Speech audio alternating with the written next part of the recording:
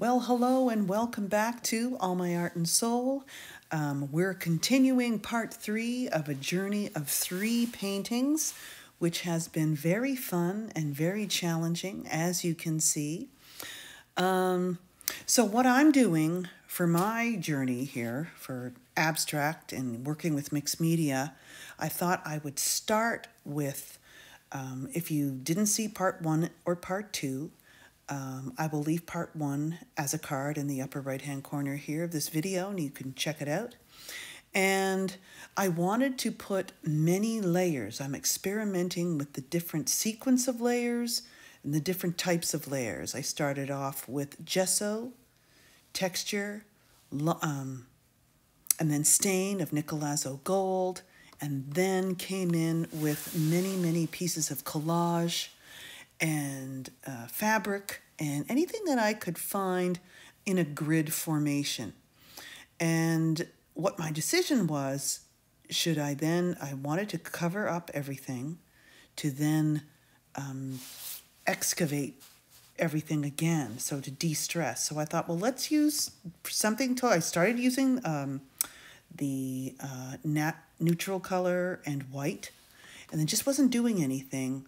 And I realize now, because if I went and covered the entire thing with a white and then sanded away and revealed underneath very bright colors, that would have been a different effect. But I just went with my natural way of using black. So I'm starting with contrast, and then using that and making shapes and covering up some of the background in those beautiful thin layers of deli wrap and or tissue paper you can use with lines. And as you can see, I'm talking here with my hands because I did this little video for my Studio Sundays for my Facebook group. And if you haven't asked to join, do so, because that's where I show all the sort of extra behind the scenes that you won't really see on YouTube, at least until later on. So right now, I'm just showing you where I've just started to use the black in a background, and I'm trying not to worry about covering up my favorite spots, my favorite areas. So last week, I think I titled it Letting Go. So I believe that when you're working this way with mixed media abstract, it's more of really letting go than anything else. So right now, I have 2 previous ones, and these are also up on my YouTube channel in the mixed media abstract section or category. So I love my old text and diagrams, bridges. If you've noticed, I love using those in circles. And this one started out very dark as well, but with a lot more, as you can see, relief in thicker, and that's what I'm doing now. I'm showing a thicker paper, cardstock, just different kinds of scrapbooking paper. That's what the black is. And when you get the different densities and thicknesses, it really adds a wonderful physical texture, more than your visual texture. And of course, you can see the lines with the pencil. And here's the other one. So I just did these in 2. And the paper here, as you can see, is a combination. And then I went and treated it all in 1. And I love that same paper there. That's your handcrafted papers. If you want to go to an art store, and it's usually in the back or in some area.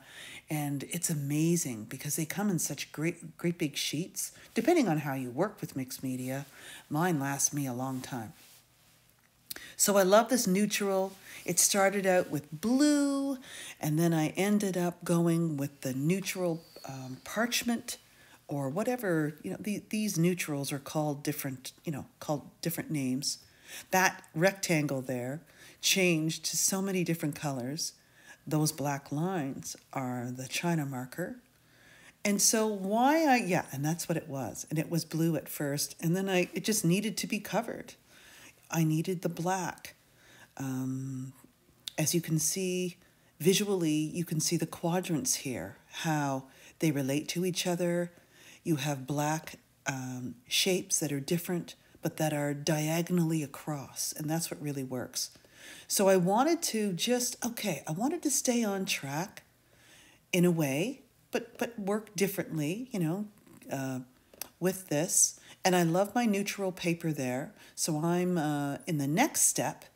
So this is still what I call this. This is the middle stage. It is definitely not the beginning stage now that we're carving out shapes and putting in different areas of value. So now I'm demonstrating how I am lifting off the black, that in one way I don't regret putting the black in, because I know, and it's really important that you give maybe even 2 coats of a medium if you're working with papers and going to do this. I use the matte medium. You can also use the gloss medium, but not the heavy. It just pours on, and that is in part 1 as well.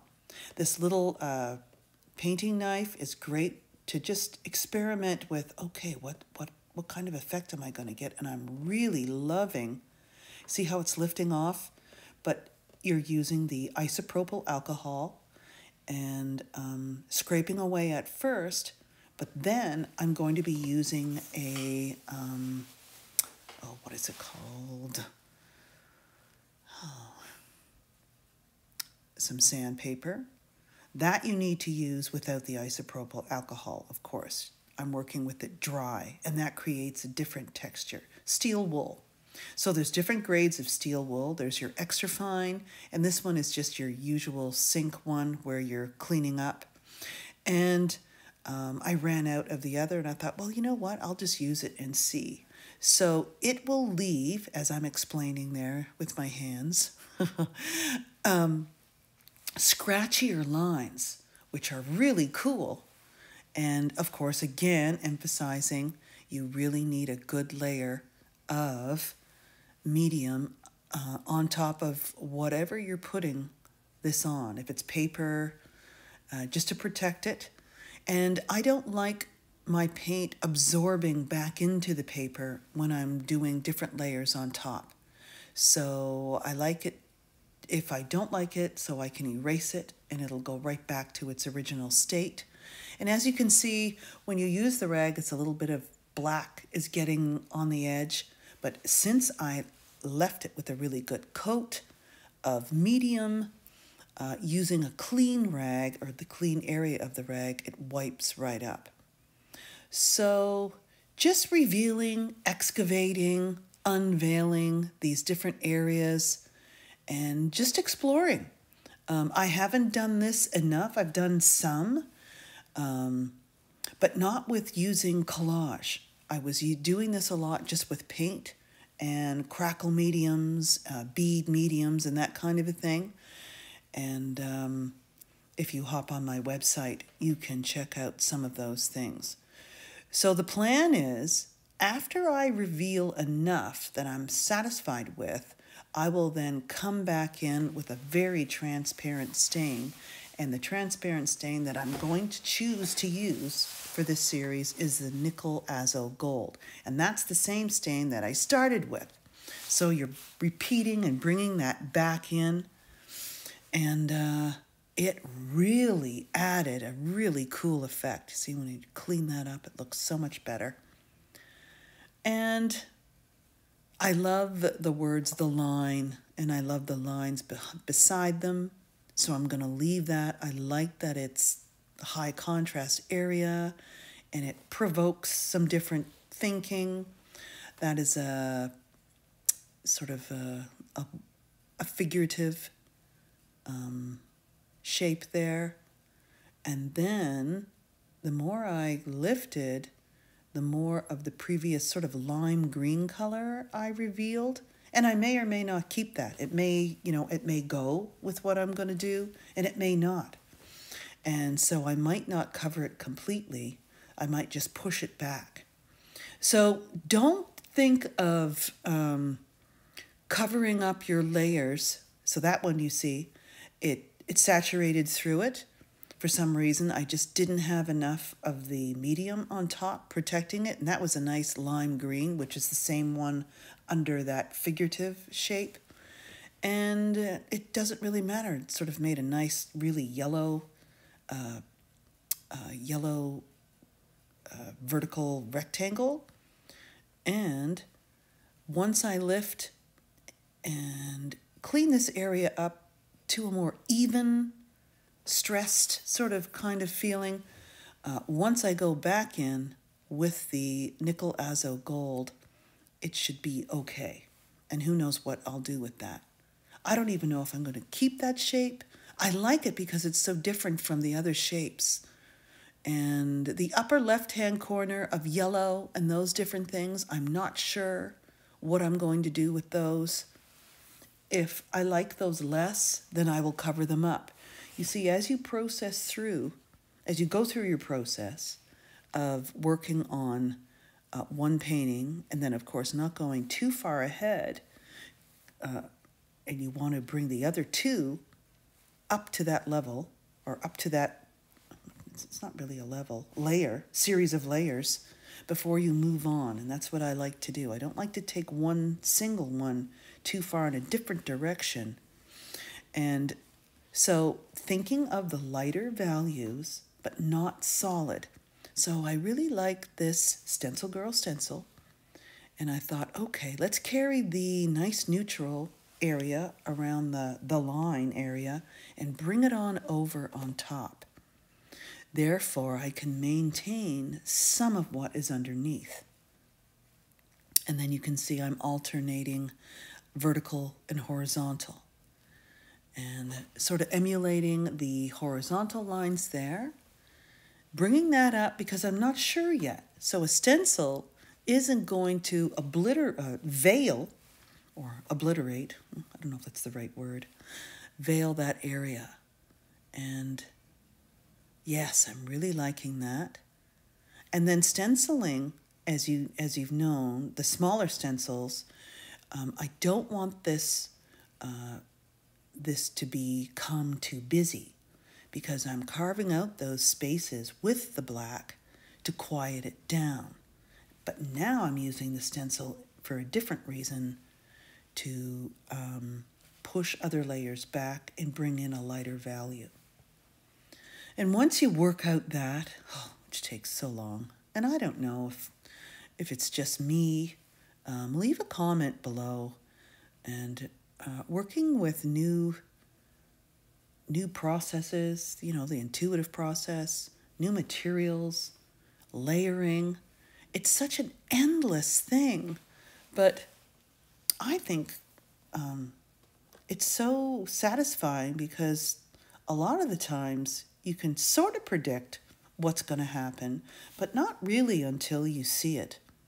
And there's that piece there. The big open one. It's a thin piece of,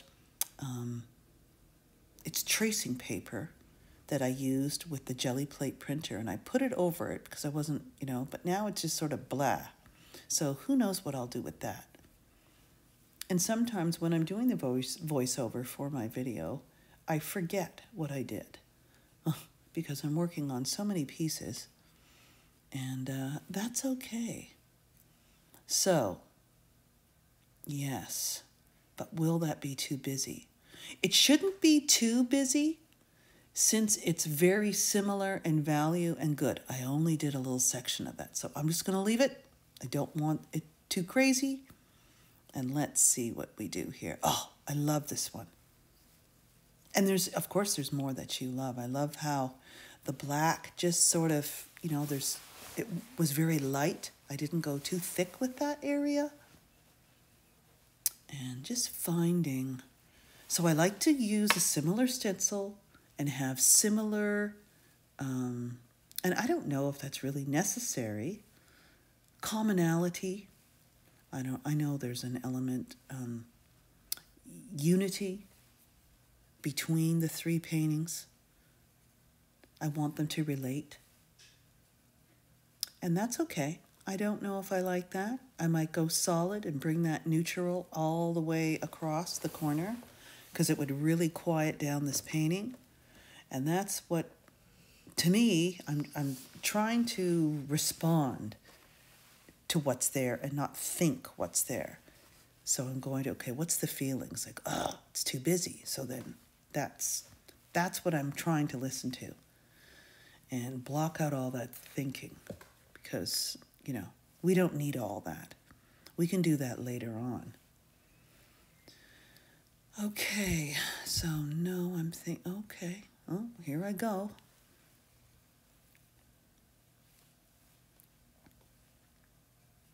So just doing a light area. That's really cool. Yeah, and I like that encyclopedia kind of diagram. It's sort of cool. It might get a really thin layer of neutral on it, and I like this painting in this direction. So sometimes it takes time, and then sometimes if you see, I love these two paintings. These are for sale, by the way. And I don't even know if I have them on my website. Crazy. So much to do. But, leave a comment if you're interested. They're 12 by 12. They're going to go into, I'm going to get some 12 by 12 floater frames for these. And I really like working on the 12 by 12 panel because it's larger than what I've been working on before I get into the 24 by 24 on canvas. So finding some really wonderful collage, which is circles, but they're very subtle. And it's the ochre and black piece of paper underneath. So nope, those are too similar. Nope, too much the same. And I think it's size. Yes, they're a different color, but no, it doesn't work. So I'm just trying to figure that out. And I know I want to bring in a little bit more blue, probably in the turquoise teal area, and it'll make it warmer. It'll just, complement it, but keeping the ratio very small. My two canvases, which are, I think they're 24 by 24, they're gallery. They're mostly turquoise, and I started those yellow. And slowly finding out that, no, they just need to be turquoise. So it's funny. So I love this red, and I am going to put some highlights of red. I just don't know if I want it collage or paint, and we'll just see what happens in the next few layers in this middle stage. So the middle stage, you're going a little slower, discovering shapes and making more decisions as to the direction of where these paintings are going. And this is a beautiful ochre. It's scrapbooking paper. You buy them in sheets or the pad. And I love buying those because you get such a really nice paper quality and color choice.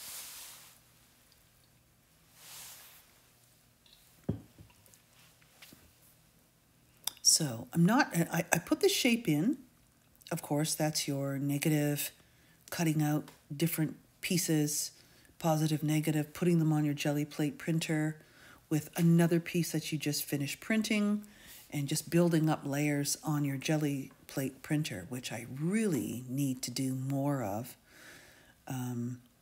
which is another fun way to experiment with layering and produce a ton of collage papers in the meantime. So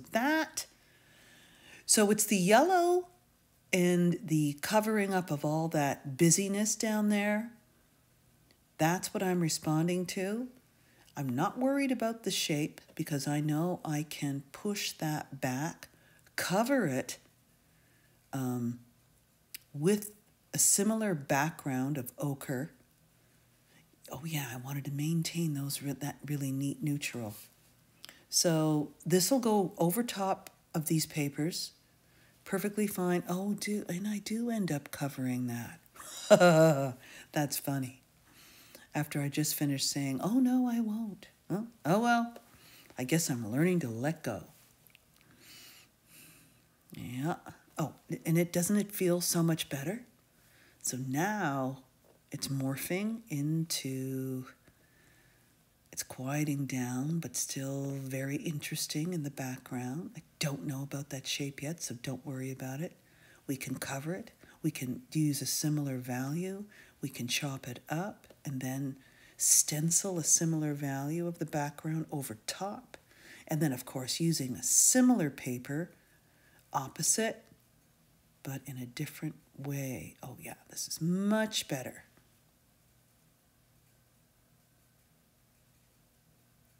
So I'm still feeling the thin deli paper there with the black marks on it.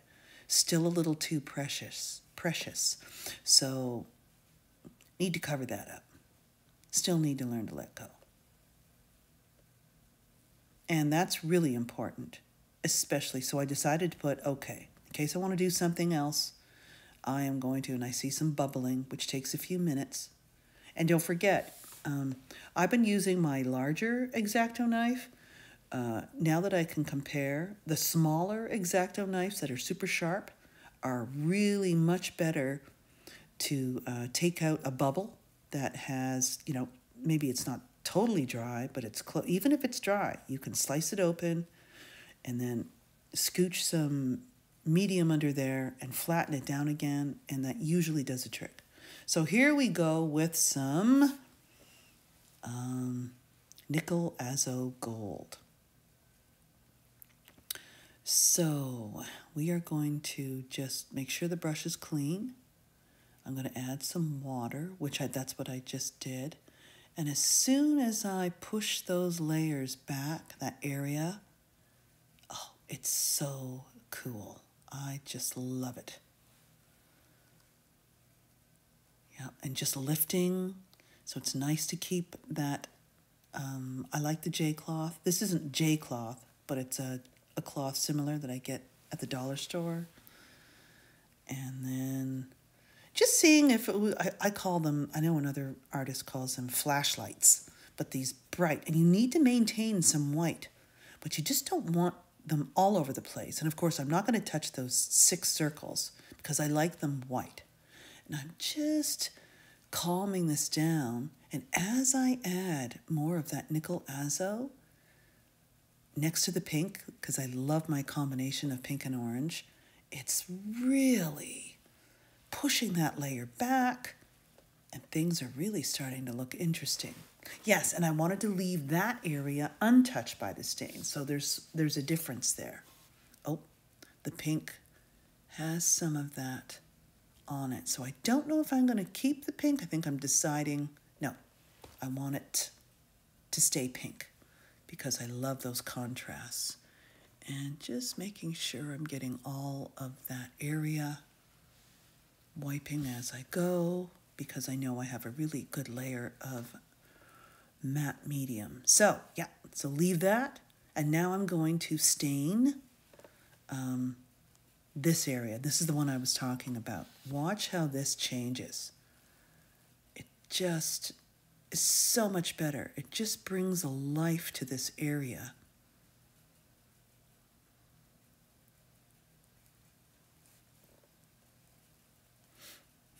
And I'm needing to keep that where the line is nice and clean, because that's a nice high contrast area. That's really sort of the focal point. And then I want to move the eye to the left, up and around and back down.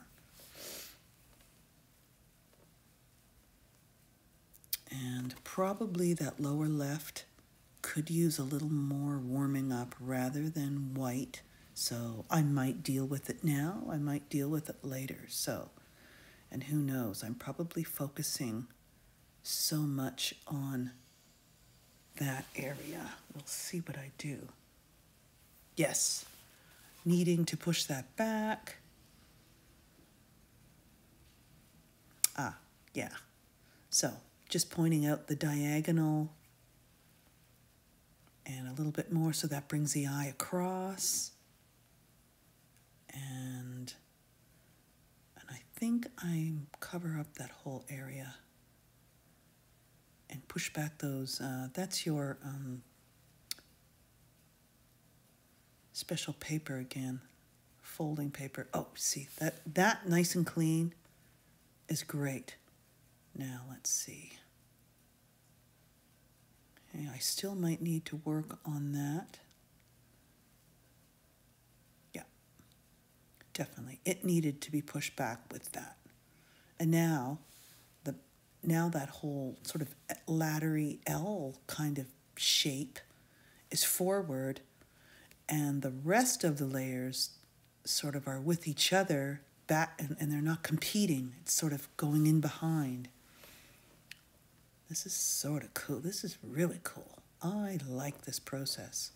Now, next time when I do this, and there is going to be a next time, I need to go purchase some more 12 by 12 panels. I'm going to start bright, maybe not as busy with all my collage, but then I'm going to go white and see, and use a grid. So I can't wait. Yes, that definitely needs to be stained. I was thinking the same thing, right? Because it's me, right? Oh, so much better. So when I push that back and bring more of this warmth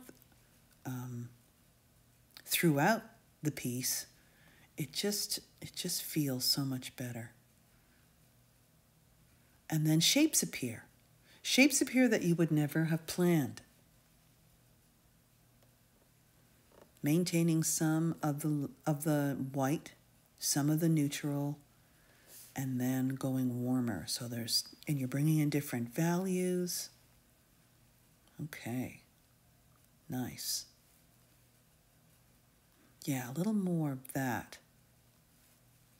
And I'll probably go over that with the texture. Very cool.